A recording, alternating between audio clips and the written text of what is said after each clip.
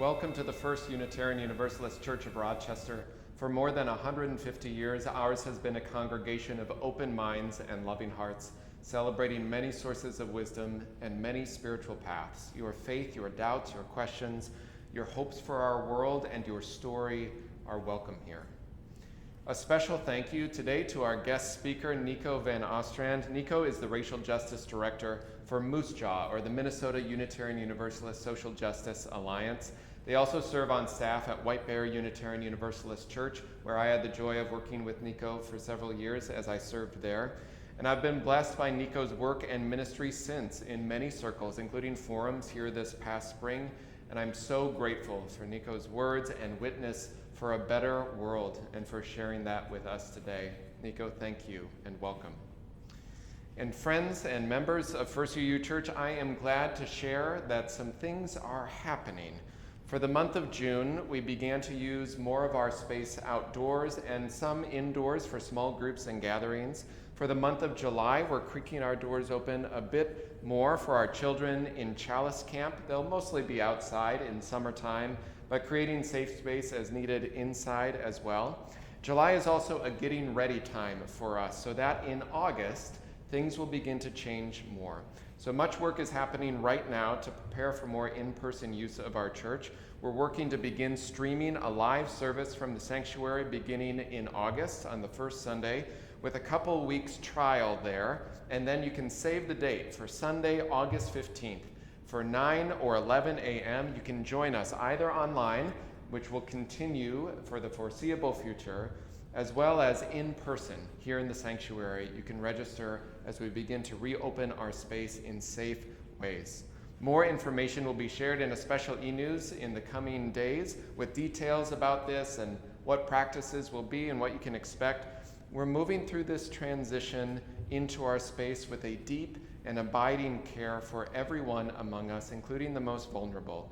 Varying levels of comfort, various circumstances of health and access, living our values of compassion in the best ways that we can. And you've got wonderful congregational leaders on your board and guidelines team and your staff that are helping move us forward in safe and thoughtful, wise ways. So we'll continue to have many paths, online and in person, for these coming weeks and months, and we're excited to be able to see some folks in person as well as online as we are on this path together. Today's offering is going to support the work and ministry of this church. Thank you for your generosity. You can give at uurojmn.org/give. Finally, in the words of the Reverend Eliza Tupper Wilkes, minister of this church in the 1870s, may our faith in humanity and our message of hope and good cheer light our way. It's good to be together. This is the Unitarian Universalist Church. This is the church of the Flaming Chalice. This is the church of the open mind. This is the church of the loving heart, where friends come together and share.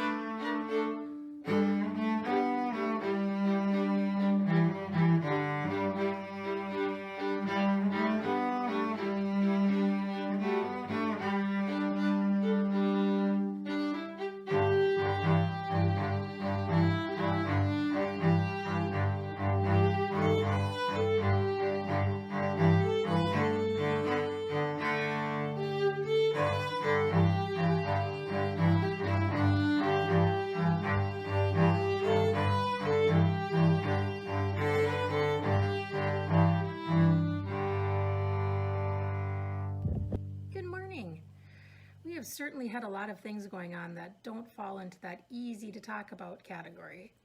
So this story today is just as much for the adults as it is for the children. Not My Idea, a book about whiteness, written and illustrated by Anastasia Higginbotham. In a 1993 interview, Toni Morrison said about racism in America, "White people have a very, very serious problem, and they should start thinking about what they can do about it." She added, "Take me out of it." When grown-ups try to hide scary things from kids, it's usually because they're scared too. Who is that? Why is that policeman screaming at him?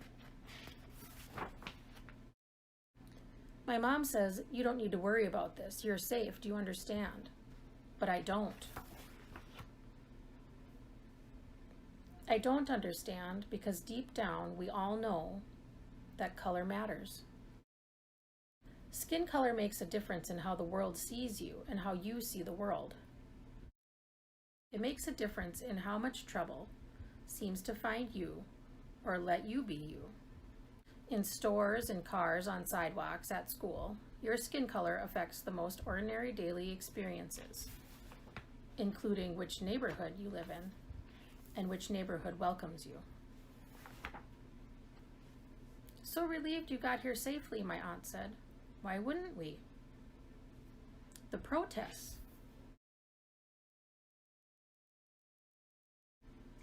You may get the message that racism is happening only to Black and brown people. Racism is a white person's problem, and we are all caught up in it, mostly by refusing to look at it. Understanding the truth takes courage, especially a painful truth about your own people, even your own family. Even people you love may behave that ways that show that they think they are the good ones. Racism was not your idea. You don't need to defend it. You can bring your curiosity to learn about it and see that it's true. In the United States of America, white people have committed outrageous crimes against Black people for 400 years.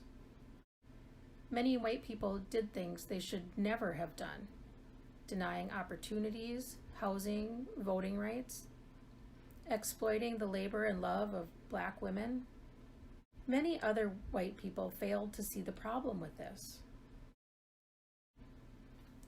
Some white people joined the leaders of the Black liberation.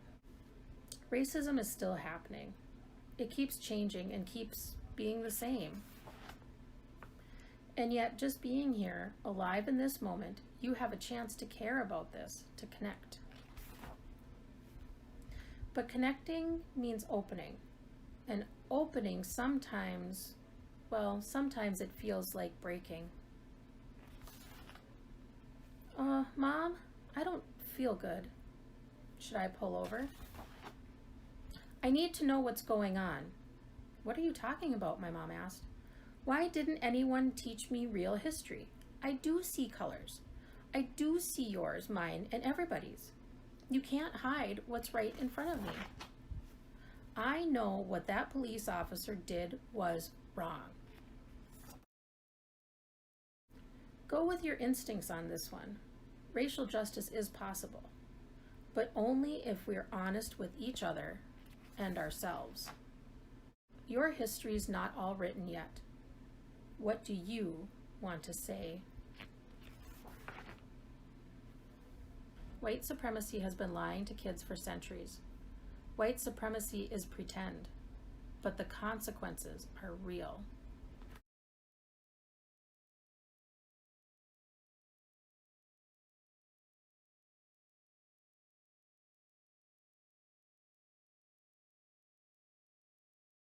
It's important that parents and aunts and uncles and grandparents and everybody talk to kids. That doesn't mean you're bringing up something that you don't want to bring up. It just means bring it up in an age-appropriate way or answer their questions in an age-appropriate way, because that's the only way that things are going to get uncovered and discussed and get better.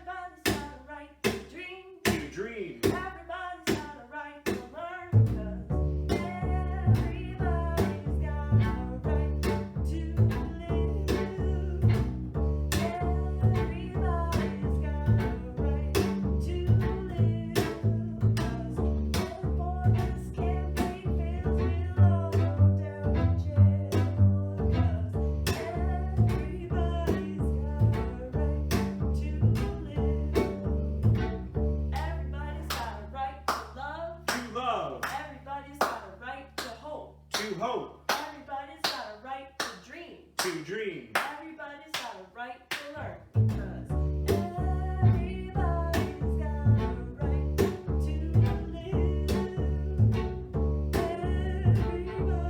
got a right to live. Boys can't bring pills, we'll all go down to jail, because everybody's got a right to live.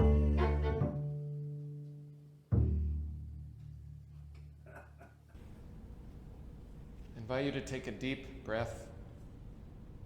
Breathe deep the breath of life.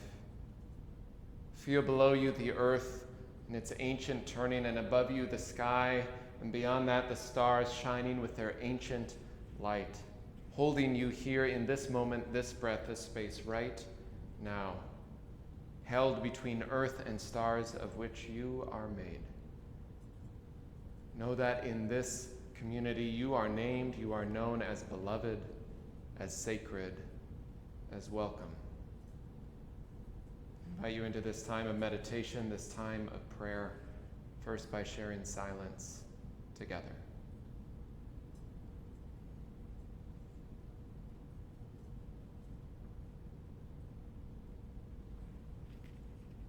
Spirit of life and source of love, God of 1,000 names and beyond all naming. Sometimes in the loud messages to celebrate this country in early July, our clear and ever-present work of making a more perfect or at least better union can be stifled by the sheer noise of fireworks and loud messages of unquestioned patriotism. Let us have no idols, no worship of country over humanity, no glorification of some false history that doesn't hold all of our history, complicated, complex, rooted in histories hard to speak of white supremacy and family separation, and a nowhere near equal treatment of all.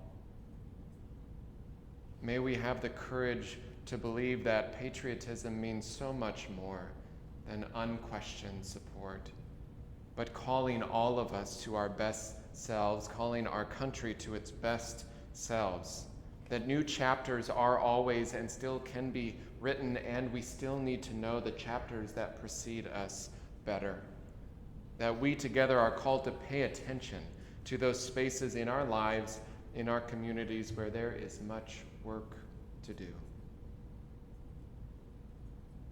We hold in our hearts this day all those who suffer in mind, body, or spirit. I invite you to bring the names you're holding in your own heart this day in joy or in sorrow, celebration or concern, and silently or aloud now in this time to speak their names.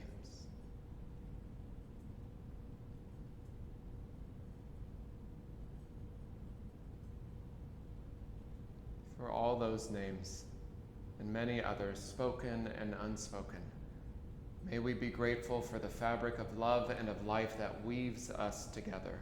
May those threads hold us in love and strength.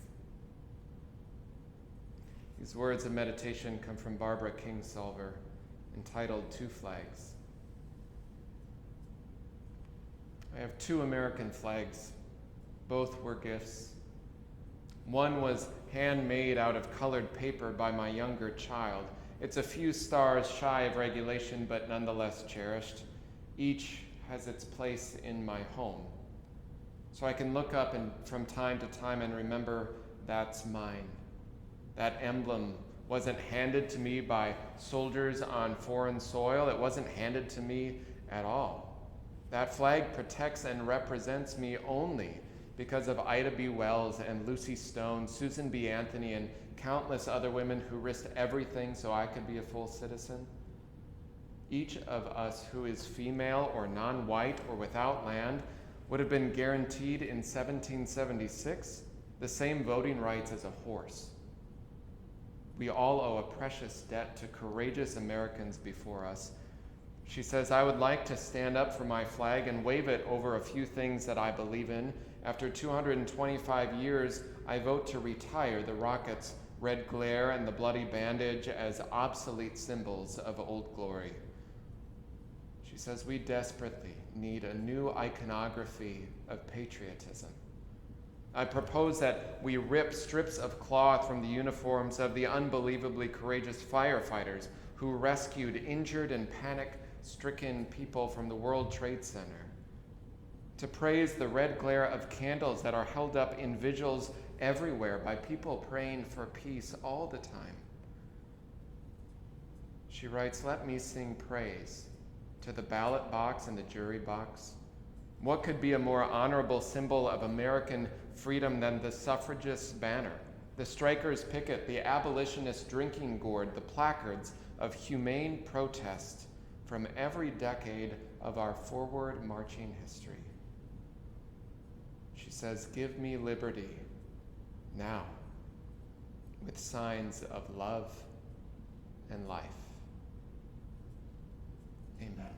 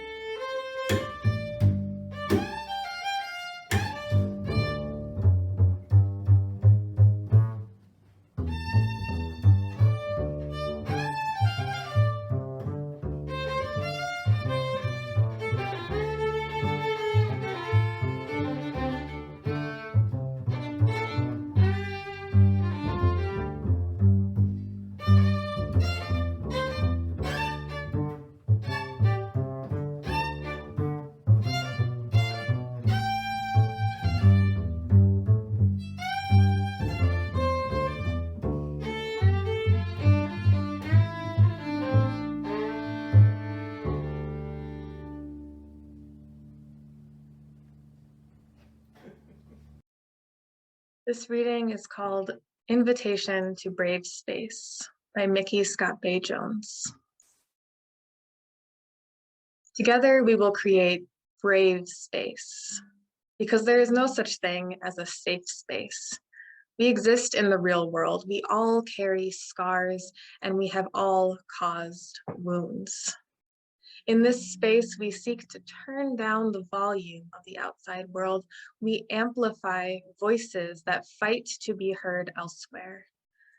We call each other to more truth and love. We have the right to start somewhere and continue to grow. We have the responsibility to examine what we think we know. We will not be perfect. This space will not be perfect. It will not always be what we wish it to be, but it will be our brave space together. And we will work on it side by side.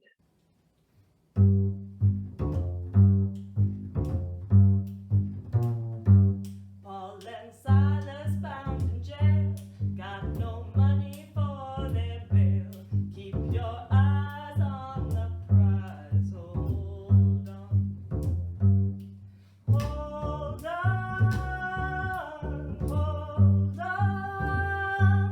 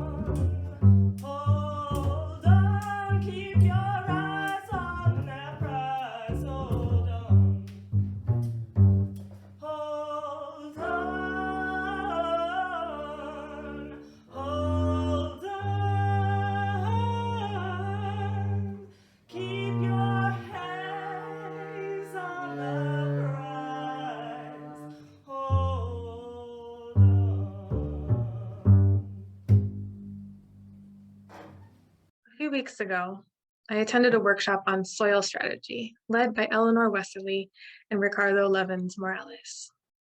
Soil strategy has nothing to do with dirt or gardening, thankfully, as I have never been great with plants.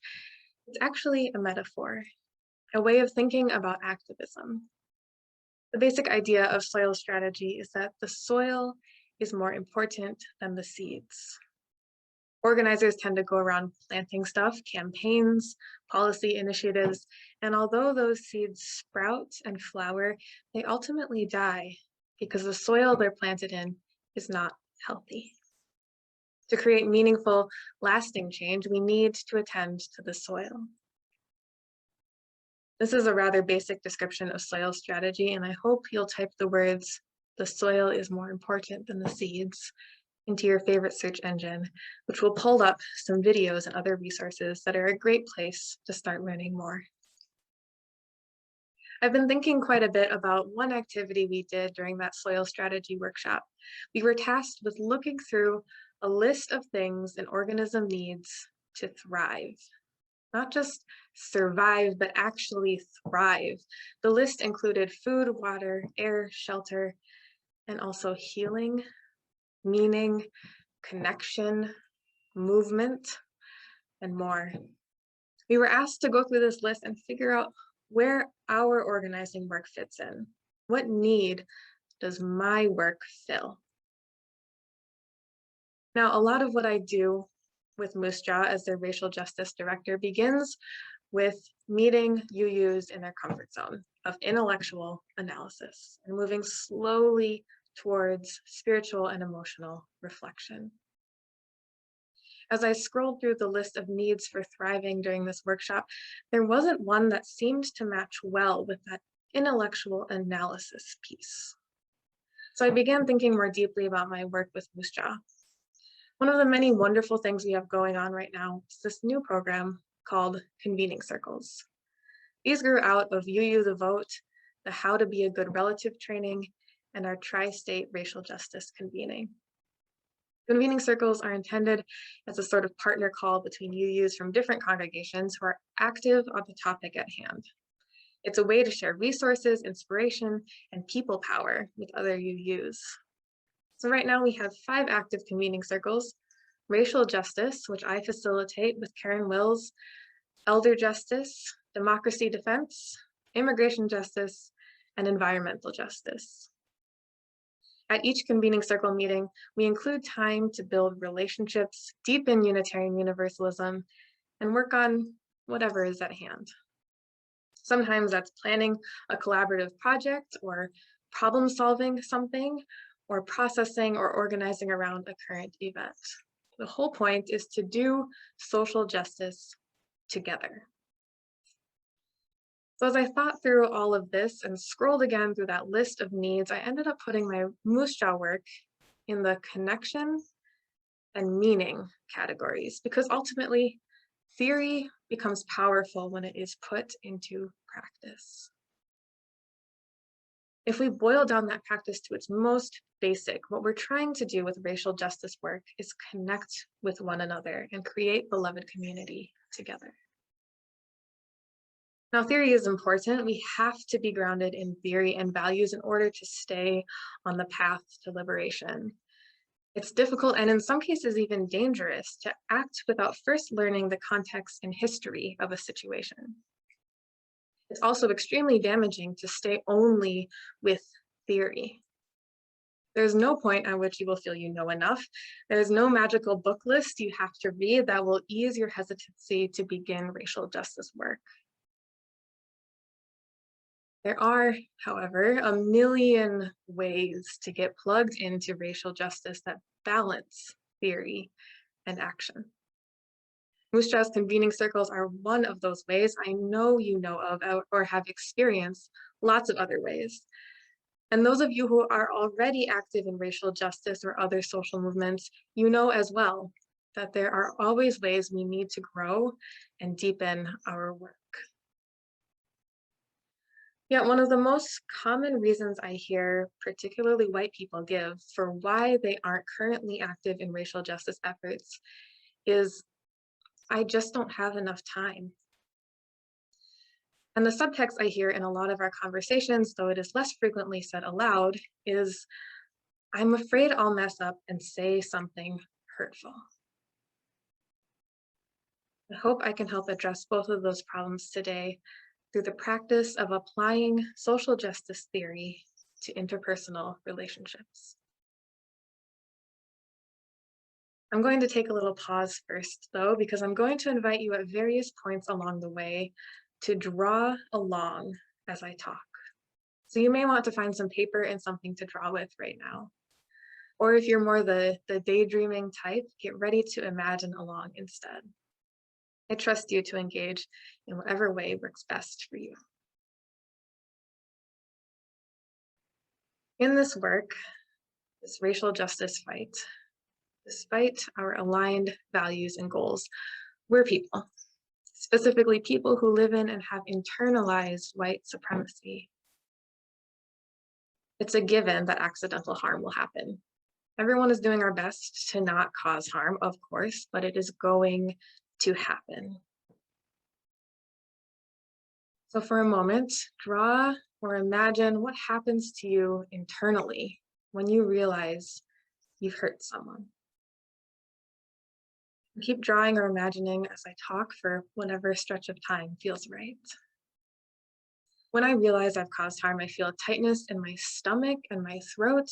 I can almost hear my brain clicking into this frantic, how do I fix this mode? If I had to put a name to the emotion, it would be guilt. And it is so uncomfortable to sit with that I would do anything to make it go away. As a child, I learned that if I hit someone, I'm supposed to say, I'm sorry. And they're supposed to say, it's okay. And then we move on. And that lesson, even though I now have a very different understanding of forgiveness and power dynamics, that lesson sticks with me. And my knee-jerk reaction to guilt is either to tuck it away so the teacher, whoever that represents, doesn't catch me, or to apologize until I hear those magic words, it's okay. Feelings are valid, and we're all wrestling with some weird stuff that we learned in childhood. But if I apologize so that I will no longer have to sit with the discomfort of guilt, I'm apologizing for the wrong reasons. And actually, my value of honoring the inherent worth and dignity of every person means that on my best days, I am apologizing because I want to acknowledge the harm I've caused and learn how I can be part of the healing process, how I can get back into covenant on my best days. Talk a lot about how UU principles are aspirational. They challenge us to do better, to constantly change and learn and try. That's a good thing. I've also noticed that their aspirational quality offers a convenient excuse for when we fail to live up to them. It's fine and expected. Every one of us will miss the mark sometimes in our quest to live out Unitarian Universalism. But that's not blanket permission to give half efforts or to avoid responsibility when our actions hurt others.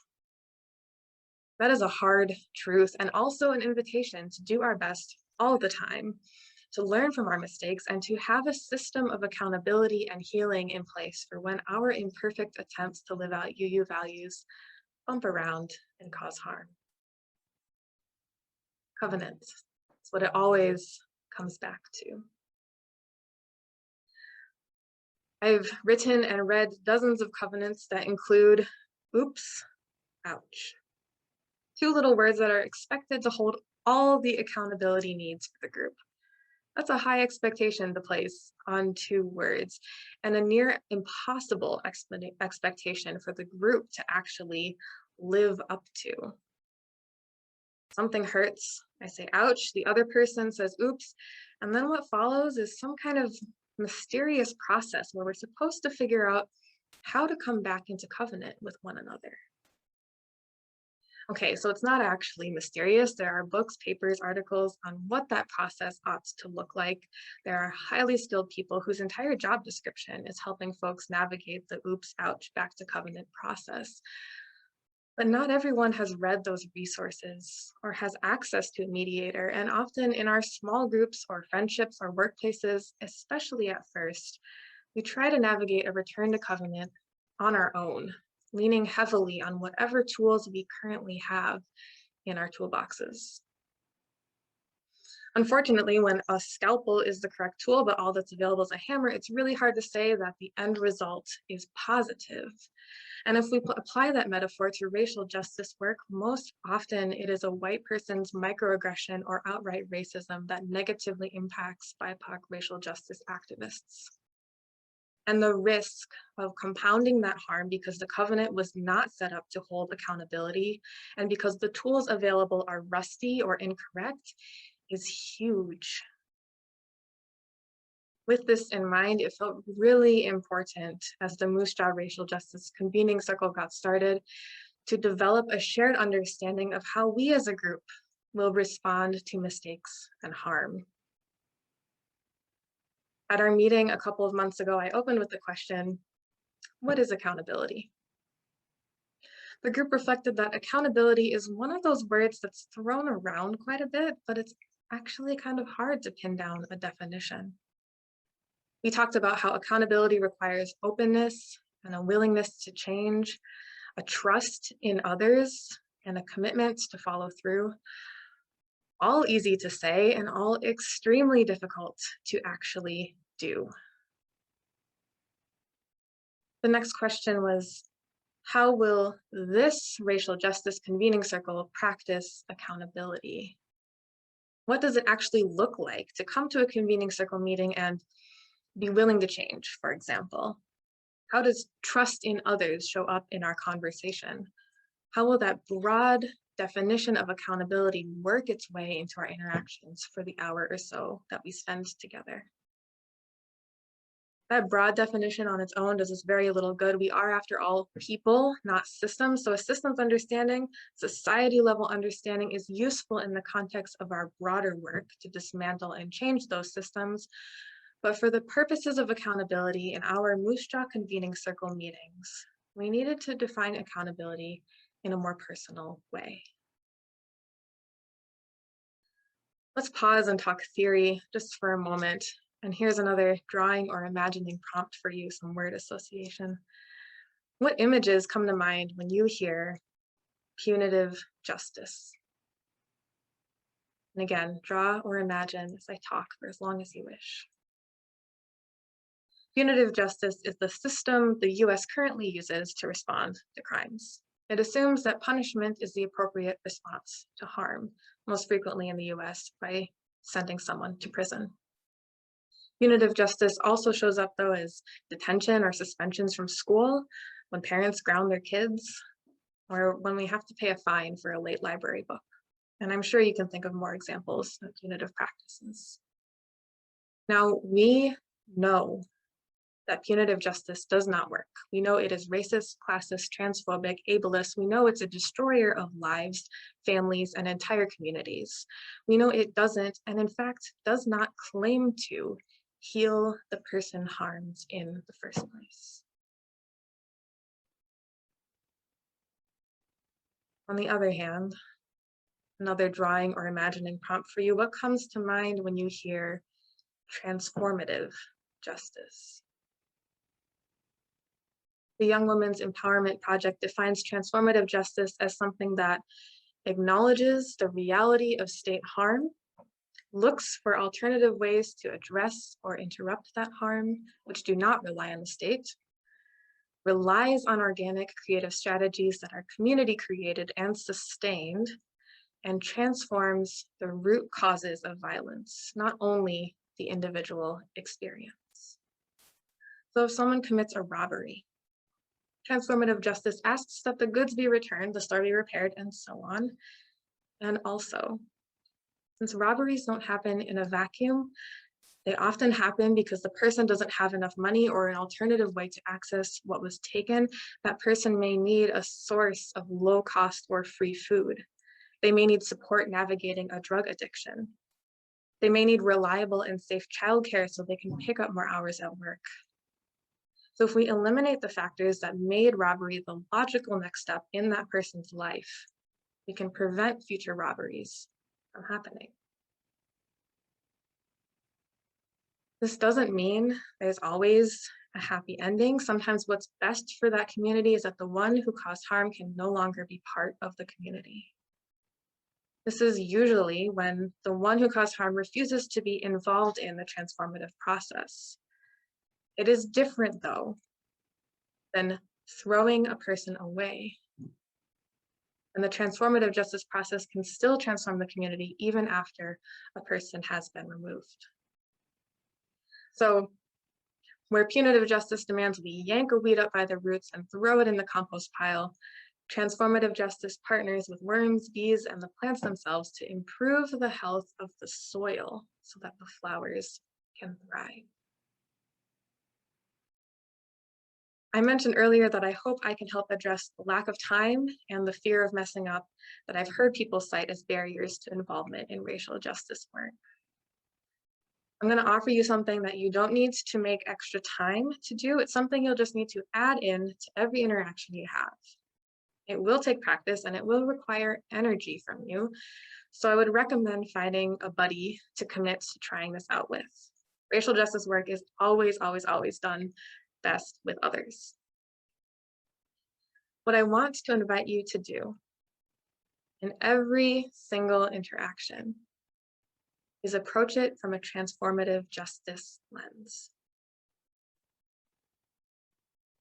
The fear of making mistakes comes from a punitive understanding of accountability, a fear that I'll mess up even unintentionally, despite my good heart and best intentions, that my community's response to that mess up will be punishment and rejection.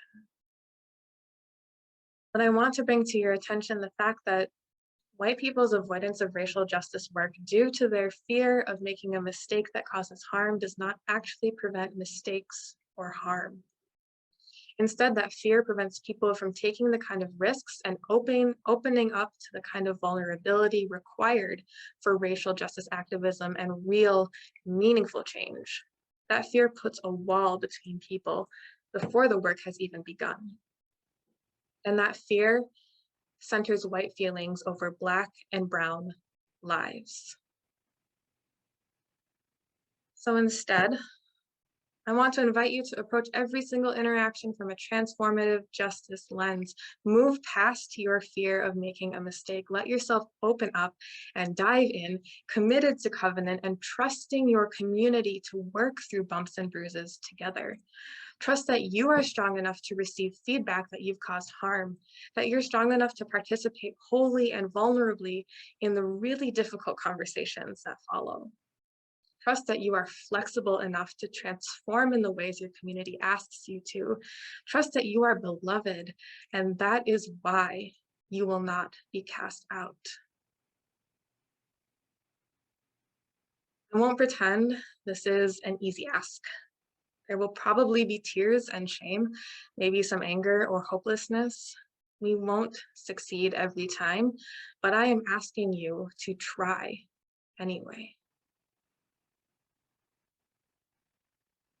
Our last drawing or imagining prompt for the day, and then I'll leave you with another one to carry with you this week. Pretend for a moment that you've been hurt.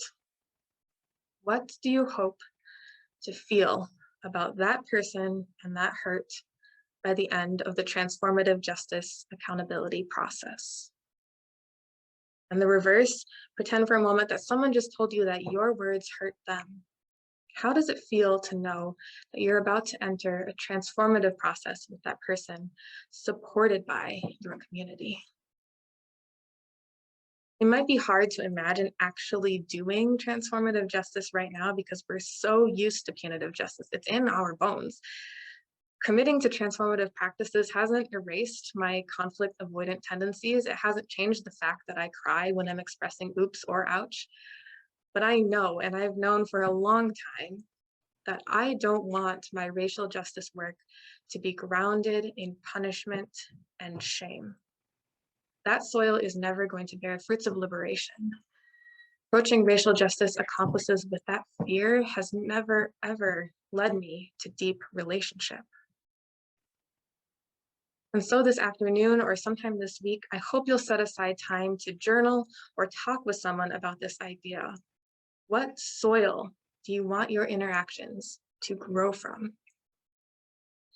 And how will that change your interpersonal interactions? What screening questions or rituals will help the words you choose be grounded the way you want them to be?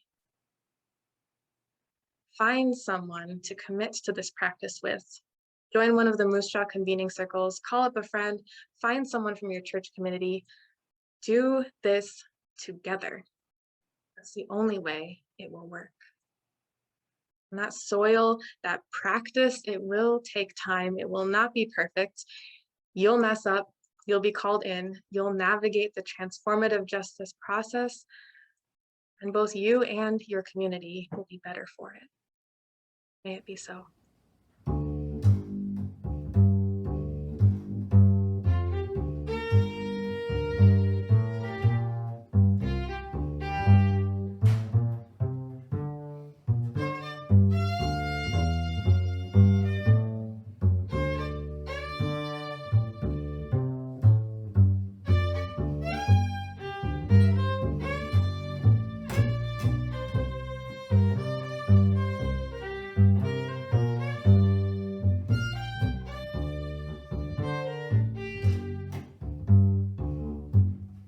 We are building a new way. We are building a new way. We are building a new way. Working harder every day. We are building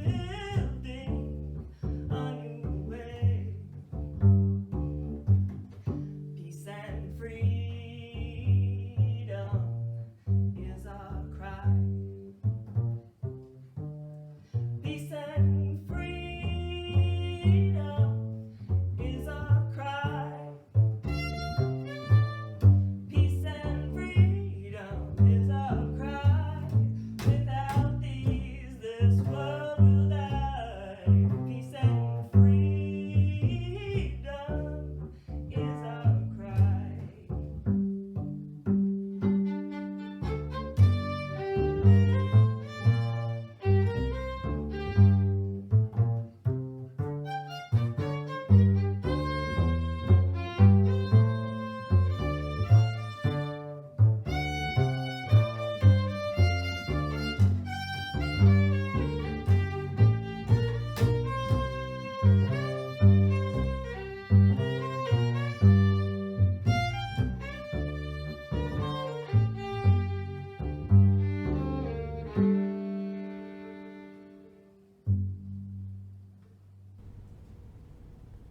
I'm gonna lay down my sword and shield down by the riverside, down by the riverside, down by the riverside. I'm gonna lay down my sword and shield down by the riverside.